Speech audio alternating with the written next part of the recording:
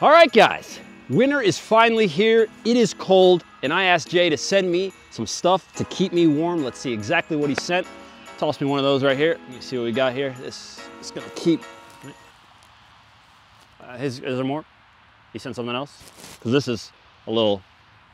But you guys saw the winter video with Jay. He's got. He's got a lot of warm. Is this a T-shirt? Is it a T-shirt? It's a winter T-shirt. Oh, it's a winter T-shirt. What's the difference between a T-shirt and a winter T-shirt? What is? Shut up and put it on. Okay. All right, guys. Let's start the vid.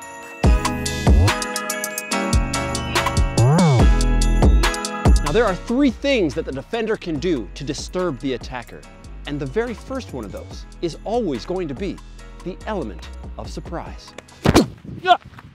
What the element of surprise is not a call for you to dive in before the attacking player gets the ball every time. No, it's for you to know. Sometimes you need to put some pressure on this attacking player, and sometimes you need to back off. Do not let them know what type of defender you are. You have to find a way to always get them guessing. All attacking players want to know where the defender is.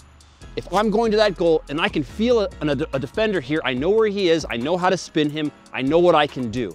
If I don't know where he is, or if I think I do, that's where there's problems. And that's what your job is as a defender, is to always keep them off guard. Push them a little bit and then back up, right? Don't let them know that you're there. Maybe next time you don't dive at all. Maybe you contain and contain and contain if you're out on the wings. Let them dance, let them do all that stuff. And then the next time they're dribbling at you, maybe you go in and you go in hard, all right? You are at a huge disadvantage as a defender. The attacking player has space, teammates, right? Speed, he can pass the ball. You are at a huge, huge disadvantage. So to put things in your favor, make sure to always keep them guessing.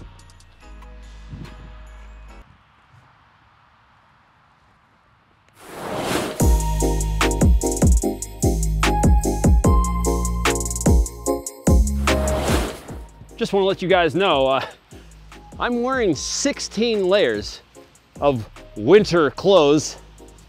Might have gotten the wrong package, but in any case, the second thing that a defender has at his disposal is to get the attacking player off balance. You better push them in some way that doesn't allow them to do exactly what they want. Now, what this looks like in practice is actually if a player is going to take a shot, no, you might not be able to block that shot, but if you can put some arm on him, if you can lean on him in some way, if you can get in front of him, if you can make sure that when he's following through, that he can't follow through the whole way because your foot is there, then you've done your job, right? You're not always gonna be able to stop an attacking player from shooting or from crossing, but you can make it hard on them.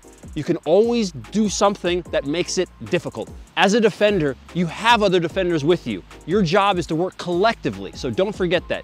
Always have to be in contact with your other defenders, but you also always have to make sure the attacking player doesn't get what he wants perfectly. The harder you make it for the attacking player over 90 minutes, the more he does not want to play against you. Look at guys like Maldini. Maldini, as many players have stated, is one of the best, if not the greatest defender of all time, and he didn't crush people all the time. He wasn't too fast. He was just terrible to play against because he was always playing games with you, right? Always keeping you off balance. A guy like Ronaldo, the OG Ronaldo, said this is one of the toughest guys he ever faced, and you can use all of their tricks and tactics yourself.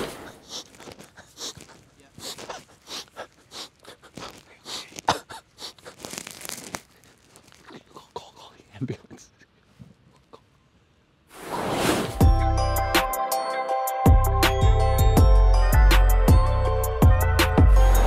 The very last thing is something most people and coaches don't want to talk about, but it's part of your defender's game, so Will John's going to give it to you.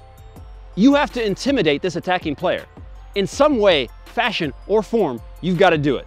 The reason this isn't talked about so much is because it's the dirty side of the game, it's the dark side of the game, but nevertheless, it's something that all players must know and must use. We're not telling you to crush people.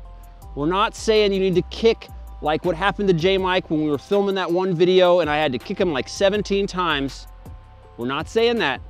What we are saying though, is that it's important for you. This attacking player, if he's afraid of you, he's not gonna be thinking about the goal. If this attacking player is constantly worried about getting kicked, pushed, punched, bit, hit with pins like my dad back in the day, that's a true story. My dad is an attacking player, the Nigerian national team, games in Nigeria, defenders would take little needles and they would poke him in the back. And then when he would complain to the referees, there would be no needle. And the guy would be like, I don't know.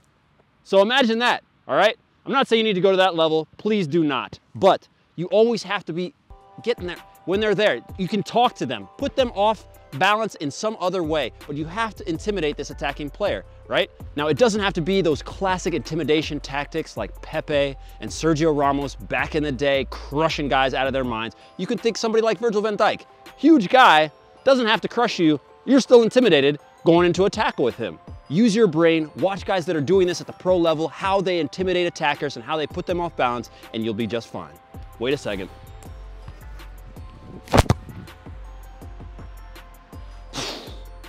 That's the vid. Leave us a like, comment down below, and subscribe. Check out everything from us here at Unisport down below in the description box. And of course, we will see you guys later.